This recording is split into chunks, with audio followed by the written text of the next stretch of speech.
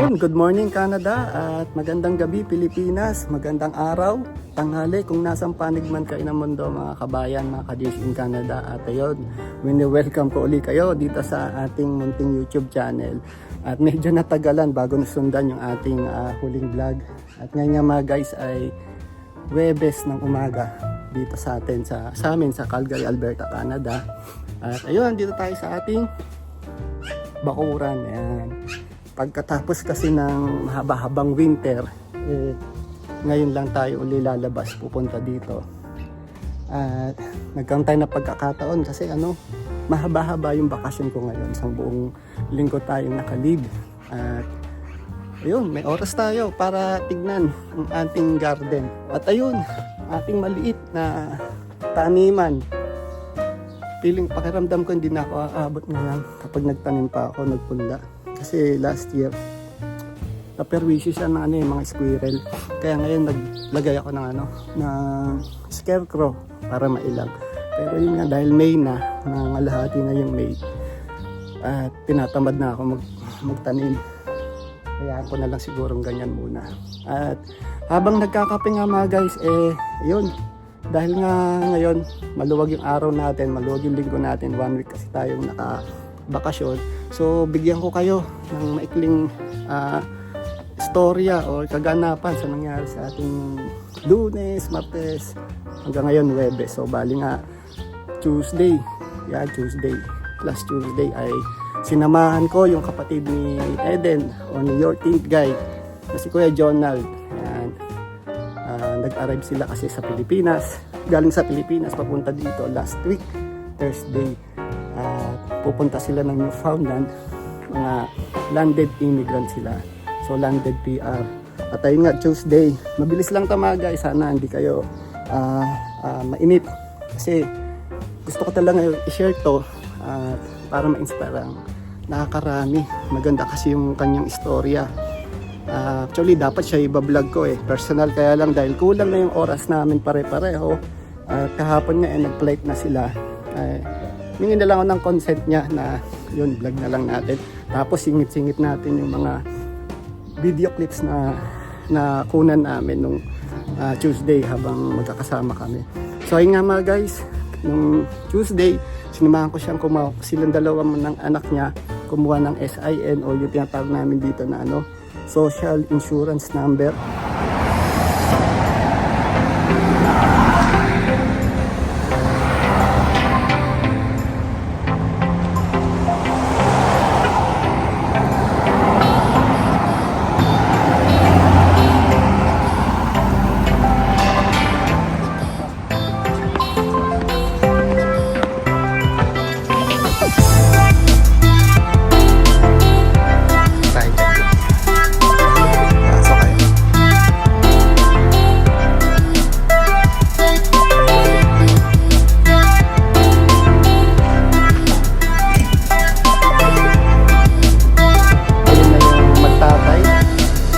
Kasama na natin si Kuya Jonald, si Dege.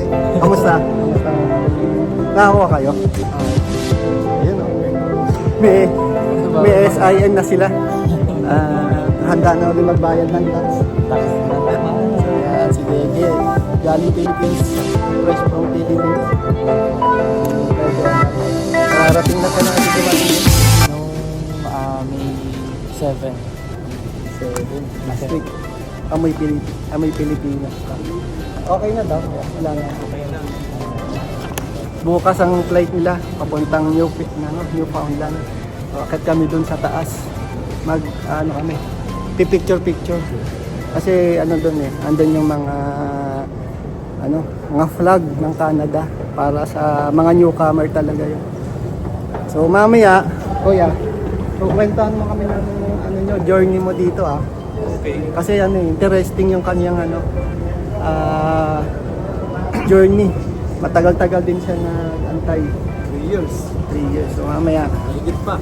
picture lang kami tapos kwentuhan.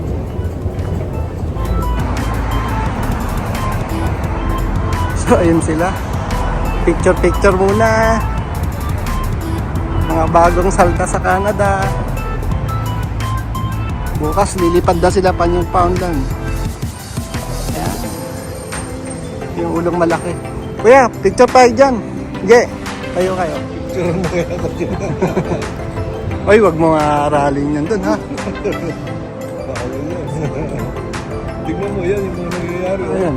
Nakalabas ka na nga sa doon. Ano nangyayari sa'yo? Pag magiging ka na dito, palaban. Totoo na. Nakawa ko sa mga babae na panood ko. Na-miss mo yung construction, kuya?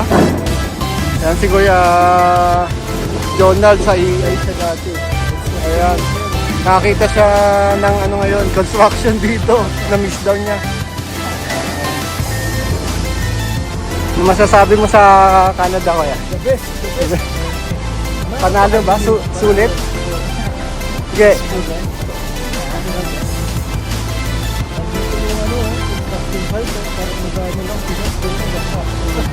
Work naman yung pagpunta, kuya.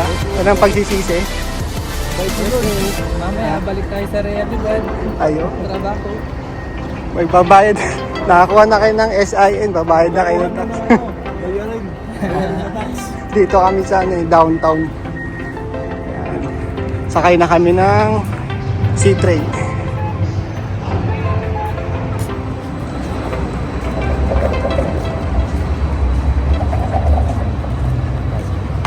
Yeah, muna,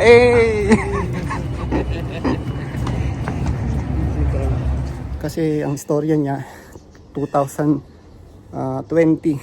nung mag-apply siya ng work permit sa Newfoundland bilang isang construction worker or forest, hindi ko alam parang mangangaso na lang sa Newfoundland. Kasi ang background ni Kuya Jonald sa Pilipinas, sa isa siyang karpintero sa EEI, malaking construction company yun. Parang marami kong naging kaklase nung college na mga architect na doon sa EEI. So, doon siya itatrabaho. Yun nga, 2020 nag-apply siya through agency. Kaya lang, nung time na yun, medyo parang ang daming proseso hanggang sa nainip yung employer daw niya. Parang kinancel yung application, hindi na tinuloy. Pero since nga nasa IRCC na application niya, parang sinabayan ng, sabi na, nagsuggest yung agency niya sa Pilipinas na, actually, hindi pala sa Pilipinas yung agency niya, nasa Newfoundland. So, sinuggest na i-apply na ng permanent resident sila. Actually, 5 lang sila. Pero, may isang anak si Kuya Jonald na overage na kaya hindi na isama. So, yun. Hanggang nag-pandemic, after pandemic, yun, dire-diretso pa rin yung application ng PR nila, hoping na ma-approve. Siyempre, di ba, ando naman na, nagbayad, at yun, antayin na lang ang resulta. Kaya lang, siyempre, may mga, kumukuha ng basura, kaya medyo maingay mga guys. Tayo natin dito sa loob. So, yun nga mga guys, ilang taon din siya nag-antay. Kala niya wala na talaga. Medyo hopeless na yung kanilang pag-asa. Kaya lang, syempre, laban lang. Nakailang medical na sa 3 medical yata. Nakailang kuha na ng mga NBI, mga ganun. Dami, malaki na sa makatuwid. Malaki din na gasto sila. Hanggang last year, December 2024, nang maaprubahan yung kanilang PR application. Bali, 2 silang mag-asawa, 3 anak. Ang maganda pa doon, kasi isang anak nila ay special child na aprubahan din. So, lahat sila ay PR na. At ayun nga, last week, Thursday din yata, nung nagland sila dito sa Calgary muna kasi gusto niyang makita yung kanyang kapatid. At ayun, parang 1 linggo lang. Kahapon natira nila sa airport. Ayun, swerte. Sobrang saya. At yung susunod, yung 3 member ng family nila ay sa July. Kasi dapat before July, this year maka-enter silang lahat dito sa Canada. So yun nga, bakit nauna si Kuya Jonald ay gusto niya munang makapag-settle, makakuha ng bahay na pwedeng ma-rent para sa kanilang 5 doon sa Newfoundland. At the same time, makahanap din ng trabaho. Mahirap kasing mag-transition dito na lalo nasa ibang lugar sa Newfoundland, lahat kayo pupunta sabay-sabay. maghanap ng trabaho, maghanap ng bahay. Parang ang hirap din. So maganda may mauna muna. So ayun mga guys, yun yung kwento ni Kuya Jonald na binigyan naman tayo niya ng consent. Kaya yun, sa iyo dyan Kuya Jonald sa Newfoundland at Gege, shoutout sa inyo. Sana magkita-kita tayo dyan. Actually kasama na nila doon yung aking hipag at aking bayaw. Ayan, so dito tayo sa loob ng bahay. Busin ko lang yung kape. At tayo naman ay gagayak. Kasi nga ngayon, araw na ito ay special din para sa amin. Sa amin ni Mrs. Kasi, gagraduate na si Mrs. mga guys. Last year ay nag-aral si Mrs. full-time student, full-time worker. So, ang kanyang program ay accounting and payroll. So, 1 year siya nag-aral.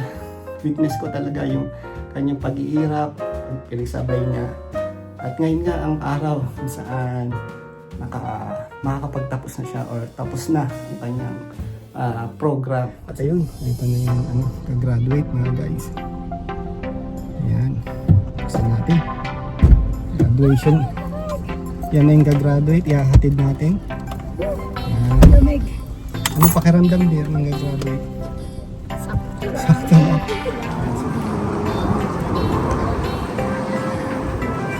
Ayan, andito na tayo sa venue.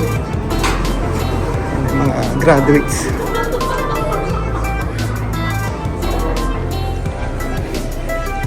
So ayan mga guys, nandito na tayo sa hotel kung saan gaganapin yung graduation ni Mrs.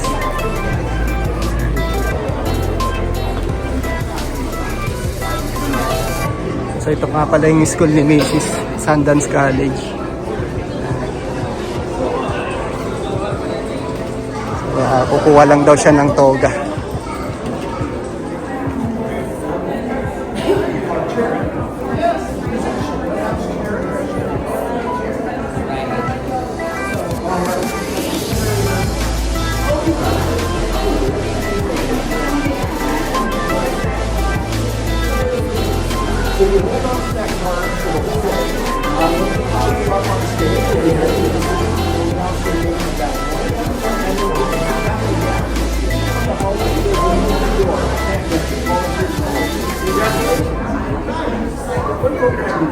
So guys, ito yung ating...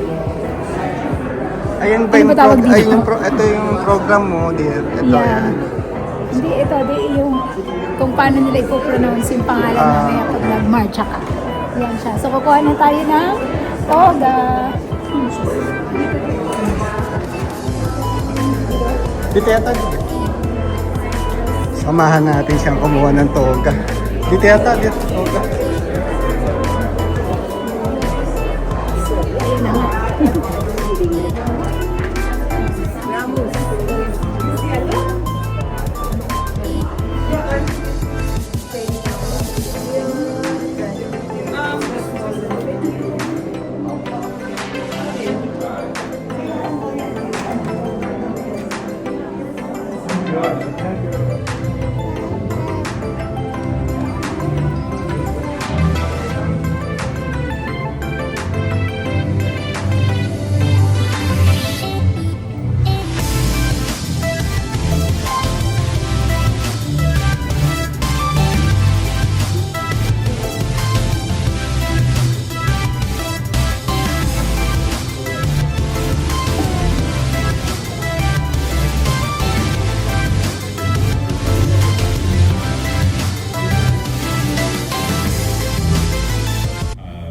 I just want to quickly say thank you to all of our staff, all of our faculty, all of our the people here today who have made this such a joyous occasion as well. Thank you. It's wonderful to be here and to celebrate your success.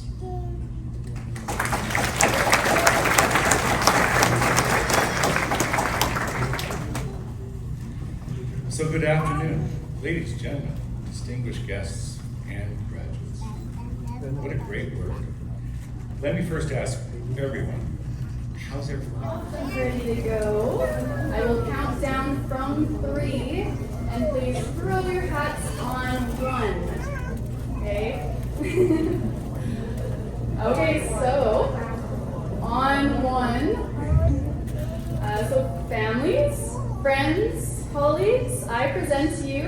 Sundance College graduating classes of 2024-2025. We'll throw our hats in 3, 2, 1.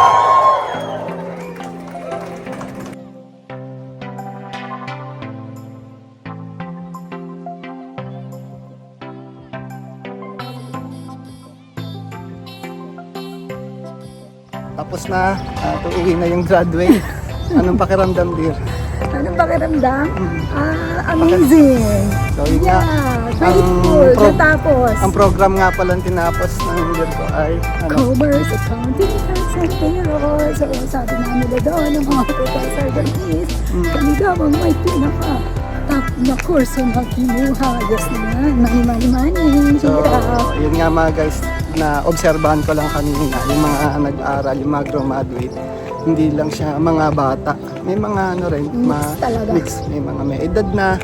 Tapos yung isang valedictorian nilang lalaki, ano rin, may edad na. Yes, Mga mas matanda pa sa akin. Almost 50s na rin siya. Nagpapatunay lang yun na ano, hindi Don't stop. Hindi hadlang Age yung ano, doesn't matter. hindi hadlang yung ating Dad, edad yes. para mag-ano, Just continuous learning lang ano, talaga. para mag-aral dito sa Canada. Yes, sir. Dito kahit matanda ka na, walang ano, ano yung discrimination. Huwag tayong mahihiyang pumasok sa school. Correct, yes. Yun, tsaka maraming kabayan. Marami kang school date na kabayan nakita ko. Yeah, wala naman akong nakilala sa mga classmate ko kasi na ano, ayun Ano lang, sila eh. sariling sikap lang. Tsaka talaga. ano sila, di ba part-time student, full-time worker? Full-time student, full-time worker. Ayun, dalawa pala, Yes, full-time. plus full-time gala. Kasama yun, syempre, achievement Yun, natin medyo sa ma- buhay kumara. Medyo mahirap pagsabayin yun. Kaya yun, nakaka-proud lang. Kasi dati Yes. ako yung nag-aaral, ngayon siya na. Tapos na, sorry. Tapos na pala. So yun mga guys, lilibre ko lang muna siya kasi graduate na. Medyo mainit at malamig ang hangin. And believe. Ayun, thank you for watching and see you sa mga susunod nating vlogs.